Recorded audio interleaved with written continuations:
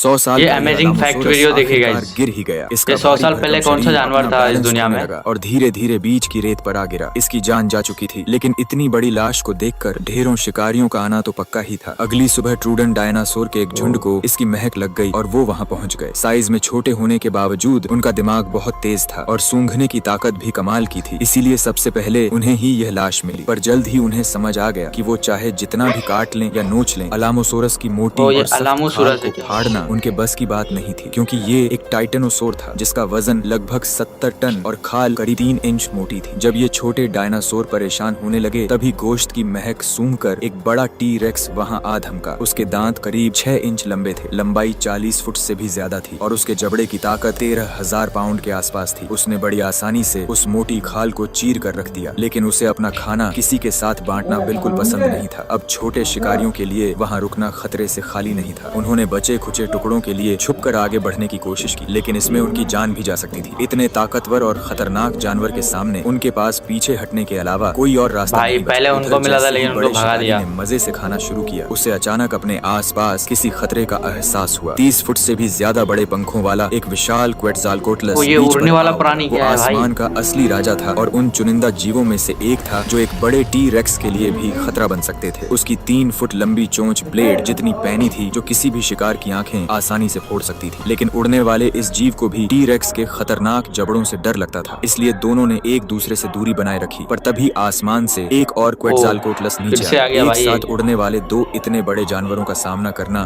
बहुत भारी पड़ सकता था, लेकिन जमीन के इस राजा को ये बिल्कुल मंजूर नहीं था कि कोई उसे चुनौती दे। उसने उन दोनों को वहाँ से भगाने के लिए जोरदार हमला बोल दिया, पर उन उड़ने वाले शिकारियों का आमने सामने की लड़ाई लड़ने का कोई इरादा नहीं था। खुला आसमान उनकी सबसे बड़ी ताकत थी। टी रेक्स इतनी ऊंचाई तक नहीं पहुंच सकता था, जिससे उसकी सारी ताकत धरी की धरी रह गई। दोनों उसके ऊपर गोल गोल घूमने लगे और अपनी पैनी चोंच से बार बार उस पर वार करने लगे। कुछ देर चले इस हमले के बाद टी रेक्स को समझ आ गया कि अब वो कुछ नहीं कर सकता। हार मानकर उसे बिना मन के अपना वो शानदार खाना छोड़ना ही पड़ा। भले ही आसमान के इन राजाओं ने भी इस शिकार पर कब्जा कर लिया था, लेकिन वो भी इसे ज्यादा देर तक बचा कर नहीं रख पाएंगे, क्योंकि जल्द ही इस दावत का मजा लेने के लिए और भी शिकारी वहाँ पहुँचने वाले थे।